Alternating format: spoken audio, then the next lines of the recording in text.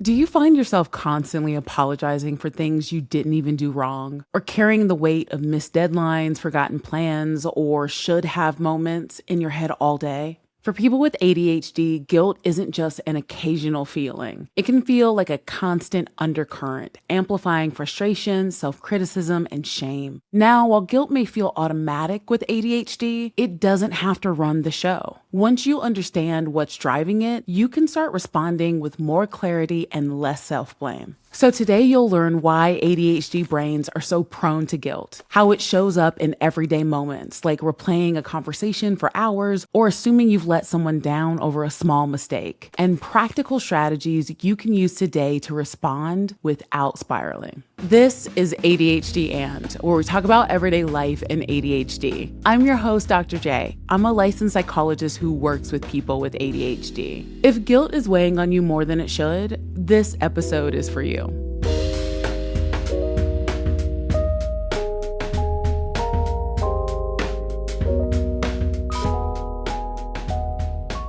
Think about the last time that guilt hit you over something small, a forgotten message, a missed deadline, or snapping at someone. For most people, it passes. For people with ADHD, it can linger and feel overwhelming. That's not because you're doing something wrong. ADHD affects how your brain processes mistakes and emotions. Before we go further, it helps to separate guilt from shame because many people with ADHD experience them interchangeably. Guilt is the feeling that you did something wrong. Shame is the feeling that you are wrong. That distinction matters because guilt usually points to something that you can fix and make right. Shame, on the other hand, makes it feel like you are the problem, which often leads to overthinking, harsh self-talk, and getting stuck instead of taking action. You hear me say this all the time. ADHD is fundamentally a disorder of executive function, the brain's management system responsible for planning, time management, working memory, and impulse control. This creates the perfect storm for guilt. You make more mistakes objectively. When executive functions are impaired, you forget commitments, lose track of time, struggle to follow through, miss deadlines, and make impulsive decisions. Each becomes a guilt trigger. I should have remembered. I should have followed through. Your brain can't accurately assess the size of the mistake, so a minor social misstep, like forgetting a text message, can feel emotionally equivalent to a major transgression. Your response is real and intense, but often disproportionate to the actual impact. And remember, emotional dysregulation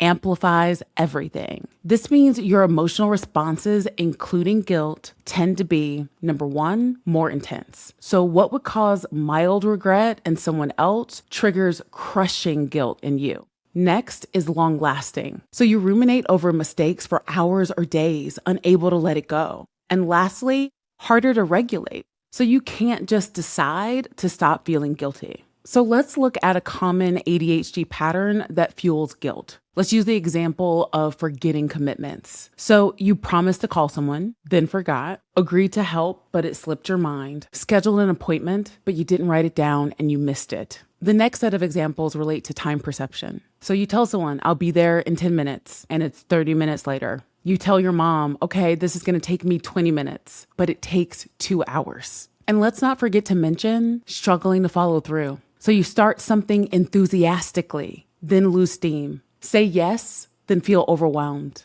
Intend to do better, but repeat the same patterns. Each instance of this reinforces ideas about ourselves like, I'm unreliable, or I let people down. There's also rejection-sensitive dysphoria, and that can make this even worse. So I want to be clear that rejection-sensitive dysphoria, or RSD, is widely discussed in ADHD communities, but isn't an official DSM-5 diagnosis. Research specifically on this construct is limited and emerging. What is well established is that individuals with ADHD experience greater emotional reactivity to perceived criticism and rejection. So when RSD is present, guilt becomes particularly intense because, for one, you interpret neutral feedback as harsh criticism. You assume others are disappointed or angry with you, or you may catastrophize. So one mistake means total rejection. You feel overwhelming shame that goes beyond appropriate remorse. The guilt isn't just, I made a mistake. It's,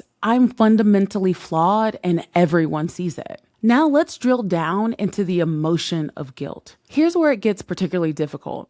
Guilt itself creates a feedback loop. The cycle can look something like this. So let's say you make a mistake, forgot something, arrived late, feel intense guilt. You ruminate and self-criticize. I'm such a failure. Then there's emotional exhaustion, which makes executive functioning worse. So then, of course, you make another mistake because you're depleted. Then you feel more guilt, rinse and repeat.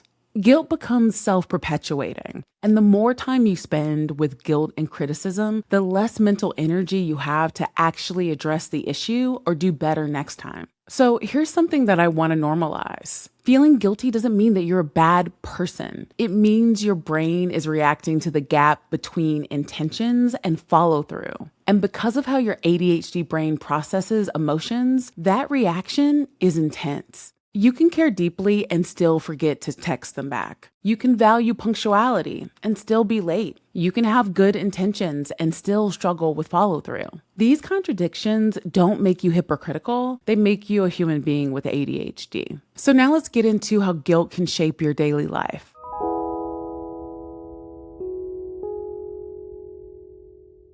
Guilt doesn't just live in your head. It affects your behavior, relationships, and overall well-being. For those with ADHD, guilt is often distracting, turning into rumination that makes it harder to focus on anything else and even harder to fall asleep. So let's look at some real-life examples of how guilt takes over. The first one I want to mention is constant apologizing. So, sorry I'm late for the third time this week. Sorry for the long text, and it's only 3 sentences. Sorry to bother you, but you have a reasonable question. The next is overextending to make up for failures. So taking on extra work to prove your reliability, saying yes to everything, or exhausting yourself to be quote unquote perfect. Next is ruminating for hours or days. So replaying that awkward thing that you said over and over again. Lying awake thinking about that forgotten email. Unable to enjoy any present moment because you left it unread for 2 weeks. You can also avoid tasks out of fear. So this can look like not starting because you might mess up, procrastinating on your responses, avoiding people that you feel like you've disappointed. Avoidance creates guilt, creating more avoidance. So let's look at a few of the consequences. The first is emotional toll. So you can have chronic stress and anxiety. Also, persistent shame, difficulty experiencing joy, feeling like you're never enough. There can be an impact on relationships. So your partners are frustrated. Why do you keep apologizing? Difficulty accepting their reassurance, withdrawal, or people pleasing. There can also be issues with work and productivity. So perfectionism driven by fear, difficulty delegating, burnout from overcompensating. And it can also impact your self-care. So you can feel guilty about taking breaks, have difficulty saying no, which can lead to exhaustion. So when does guilt tend to show up for you?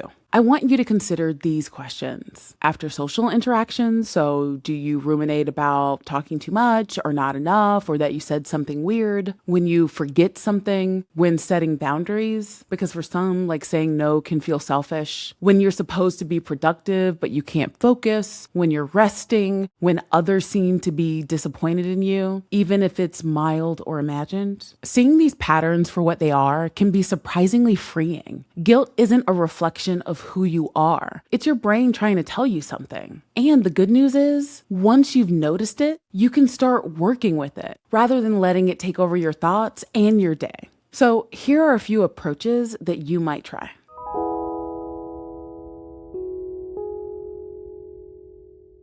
Number 1 is to pause and label the guilt. So when guilt arises, name it in real time. So you may want to notice the physical sensation. Do you have chest tightness or a pit in your stomach? Say to yourself, this is my guilt. My brain is having a guilt response. You also want to ask yourself, is this guilt proportionate to the situation? So here's an example of this. Let's say you forgot to text someone. Then you feel crushing guilt.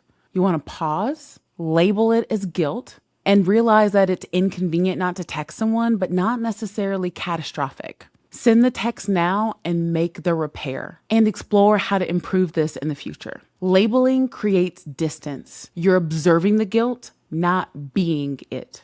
Number 2 is to recognize that forgetting is not a moral failure. ADHD affects working memory, your brain's ability to hold information. So here's a reframe. I forgot because my brain struggles with working memory. Fact. Not I forgot because I'm careless or selfish. That's a moral judgment. Number 3 is to set yourself up for success. What you want to do is reduce the gap between intentions and follow through with external scaffolding. So here are some systems to try. The first one is a phone calendar with multiple reminders. Visual cues in your path. So things like sticky notes, items in your doorway. You can look into having an accountability partner. So you may ask someone, can you check in with me at 3 p.m.? Another example is body doubling, so doing tasks alongside someone else. Number 4 is to use cognitive approaches to reframe. CBT offers tools to challenge distorted thinking. So here are some examples of common distortions. The first is all or nothing. I forgot one thing, so I'm completely unreliable.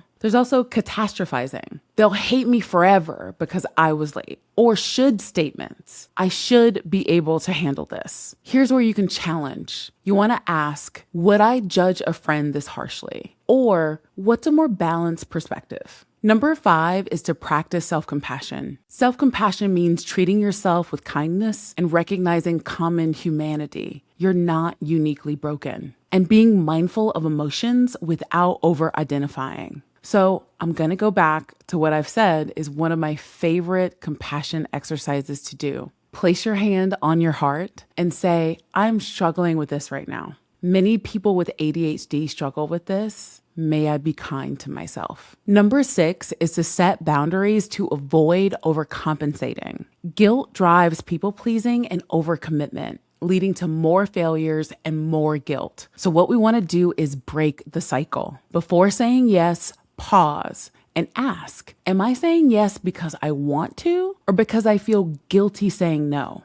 So here's a little practice. I appreciate you thinking of me, but I need to decline. Stop over apologizing. One genuine apology is enough. Guilt drives people pleasing and overcommitment, leading to more failures and more guilt. So we really want to break the cycle. And number 7 is to adjust expectations. Perfectionism fuels guilt. Mistakes aren't moral failures. They're a part of life. So here's a reframe. I'm going to make mistakes. The goal is to repair when I do and use systems to reduce future mistakes. You may also want to communicate with others. This can look like, I have ADHD, which sometimes means I forget things, even when they're important to me. I'm using systems to help, and I appreciate your patience. None of these strategies are about getting rid of guilt entirely. The idea is to give yourself some tools so guilt doesn't run the show. With practice, you can notice it sooner, respond in ways that actually help, and feel more in control of your thoughts and your day. So let's recap. Living with ADHD means guilt can feel louder and stickier than it does for most people. It can make small mistakes feel huge and leave you drained or second-guessing yourself. The good news is noticing these patterns gives you a way forward. The strategies we talked about, like practicing self-compassion, setting realistic boundaries, and adjusting expectations can help protect your energy and stop your guilt from taking over. Over time, you'll start to see that mistakes don't define you and that responding with awareness and kindness is far more powerful than beating yourself up. That's it for this episode of ADHD And. If this was helpful, check out our episode on ADHD and shame, where we explore another emotion that often overlaps with guilt and how to navigate it without letting it take over your life. Thanks so much for joining me, and make sure to subscribe for more ADHD resources and support like this.